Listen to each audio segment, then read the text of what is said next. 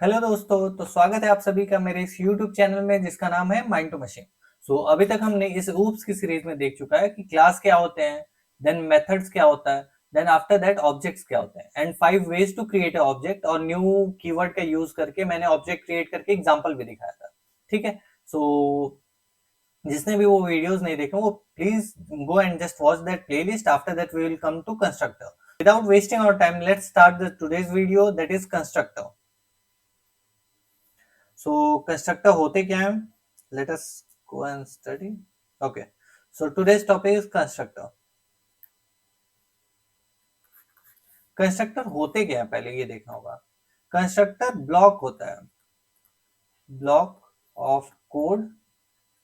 ठीक है, same as that of method.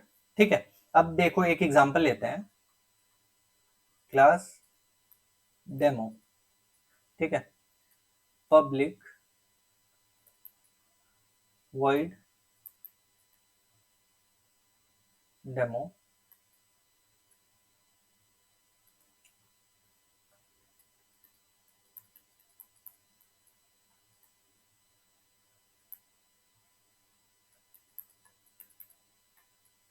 ठीक है, तो क्या ये कंस्ट्रक्टर हो गया?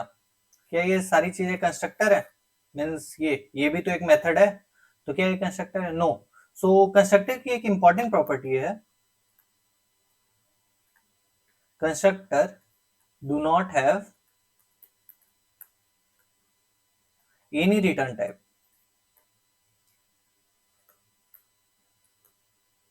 Not even void.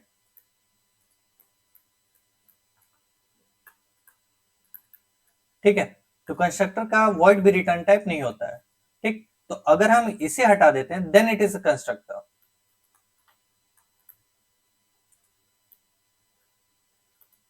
ठीक है, तो ये कंस्ट्रक्टर हो गया। अब कंस्ट्रक्टर की कुछ और प्रॉपर्टीज जान लेते हैं। तो कंस्ट्रक्टर की थर्ड इंपॉर्टेंट प्रॉपर्टी ये होती है कि constructor automatically get called at the time of initialization of the object. So automatically called at object initialization। ये थर्ड स्टेप होता है ऑब्जेक्ट क्रिएशन में। ठीक है, आफ्टर दैट कंस्ट्रक्टर का हमें यूज क्यों पड़ा? कंस्ट्रक्टर का हमें यूज इनिशियलाइजेशन के लिए, either with the default value और यूजर डिफाइंड वैल्यू। ठीक है, तो used to set default value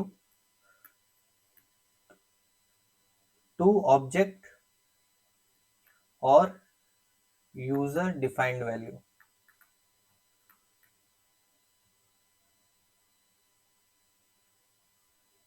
ठीक है, यूजर डिफाइंड वैल्यूज। और कंस्ट्रक्टर का फिफ्थ प्रॉपर्टी क्या होता है जो कि इंटरव्यूज में भी पूछा जाता है, इसे नोट कर लेना।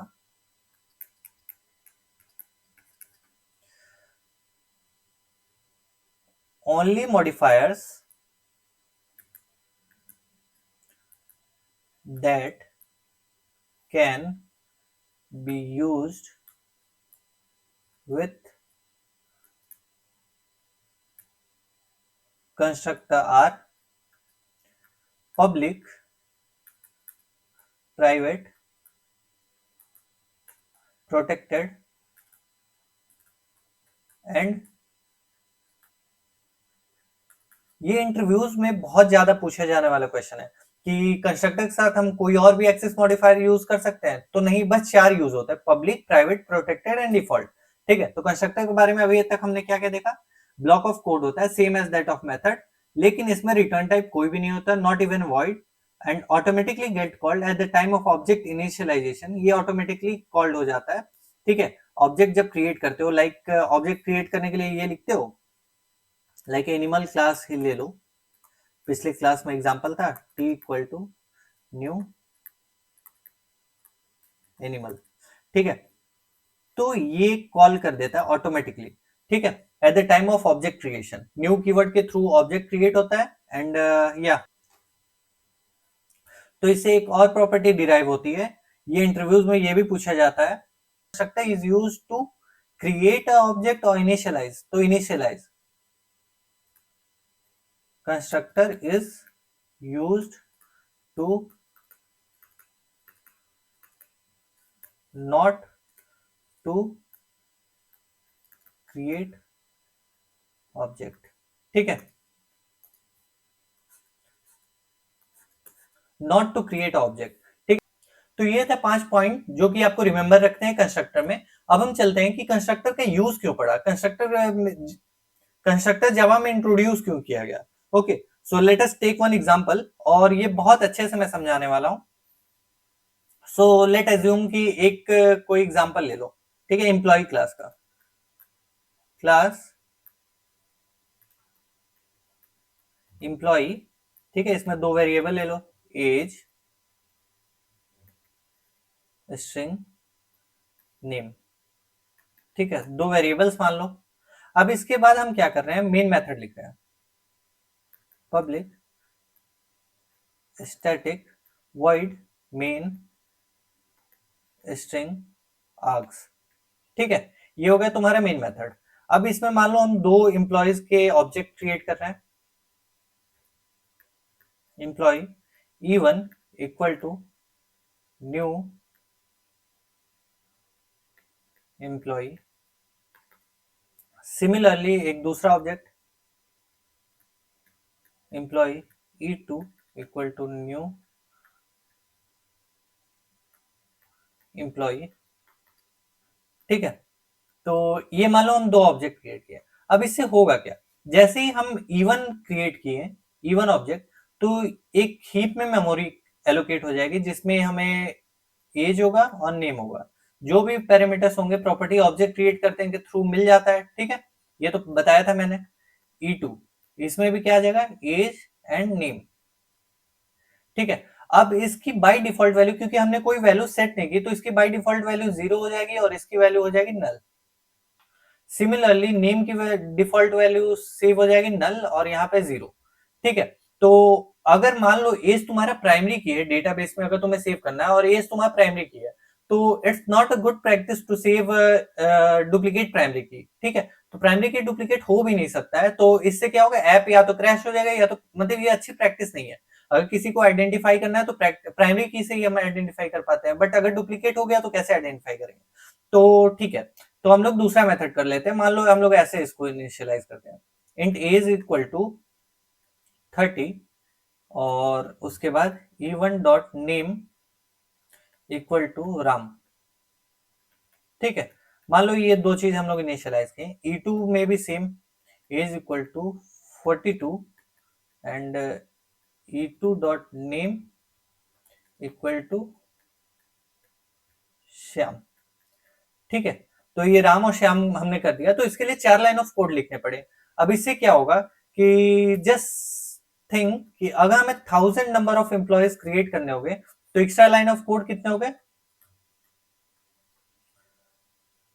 कितने करने पड़ेंगे, 2, हर एक के लिए 2 करना पड़ रहा है, और 1000, तो 2000 लाइन ऑफ कोड एक्स्ट्रा हो जाएंगे, ठीक है। तो एक्स्ट्रा हो जाएंगे, तो ये गुड प्रैक्टिस नहीं है कि 2000 लाइन ऑफ कोड। हम लोग को जब रियल वर्ल्ड प्रोजेक्ट्स बनाएंगे तो हम लोग को रखना है कि कोड ऑप्टिमाइज रहे, कोड रीडेबिलिटी बढ़े, कोड अच्छा दिखे, ये सारी चीजें। तो इसके लिए प्रैक्टिस में आता है parameterize constructor. Okay, so let's see कि पैरामीटराइज कंस्ट्रक्टर कैसे करते हैं। तो ये पब्लिक एम्प्लॉय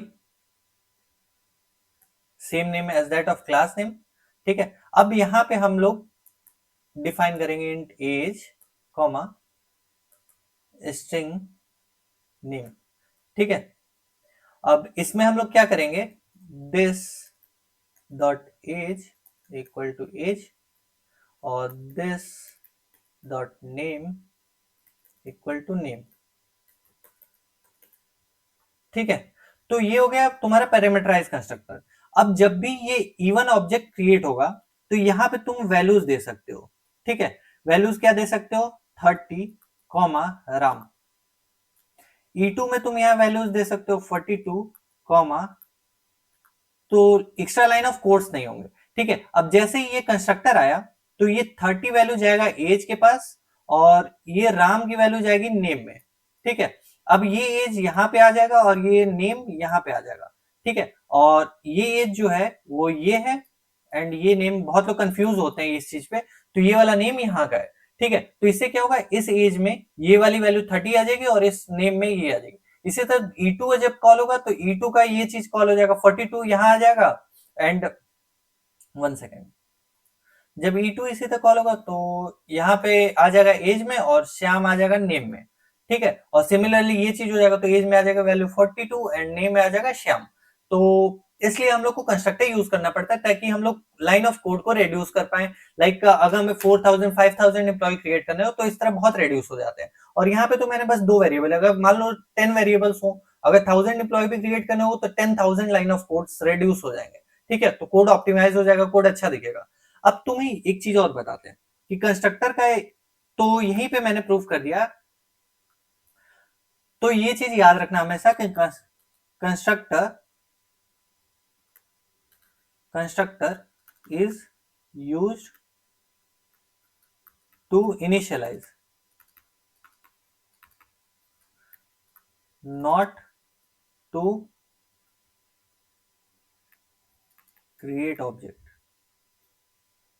ठीक है, तो ये सारी चीजें याद रखना। अब चलते हैं VS कोड में, मैं कोड करके सबको रन करके दिखाता हूं कि कैसे काम करता है कंस्ट्रक्टर। सो हम एक फाइल क्रिएट कर लेंगे डेमो नाम से, एम्प्लॉय नाम से, employee.java। ठीक है, अब हम 2 वेरिएबल्स क्रिएट करते हैं, इंट एज सेम लेते हैं, यहाँ पे एज की जगह आईडी ले लेते हैं जो कि प्राइमरी की होगा। ठीक है, और स्ट्रिंग नेम। ठीक, अब हम मेन फंक्शन बनाएंगे, public static void main string arcs. ठीक, अब इसमें हम क्या करेंगे, ऑब्जेक्ट एक क्रिएट करते हैं, employ E1 to new employ. ठीक है, अब लिखेंगे E1 dot ID equal to 3 and E1 dot name equal to Ram. ठीक है, तो ये चीजें इनिशियलाइज कर दिया। अब हम प्रिंट करते हैं, println E1 dot ID plus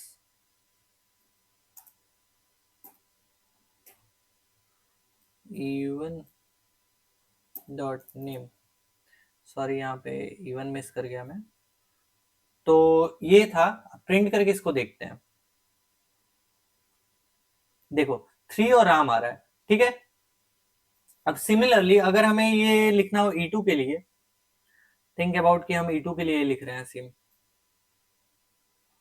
similarly अगर हमें ये E2 के लिए लिखना होगा, मान लो दूसरा एम्प्लॉय एक और क्रिएट करो, तो E2 हम यहाँ चेंज कर दिए।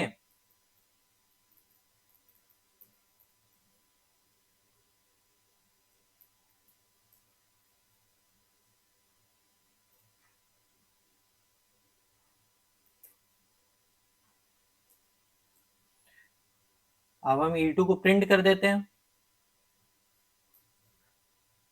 तो इससे क्या हुआ है, ये चीज होता है कि हमें इतना लाइन ऑफ कोड ये सब एक्स्ट्रा लिखना पड़ रहा है। ठीक है, तो ये चीज लिखने के बजाय हम यहाँ पे एक पैरामीटराइज कंस्ट्रक्टर बना देते हैं, पब्लिक एम्प्लॉय इंट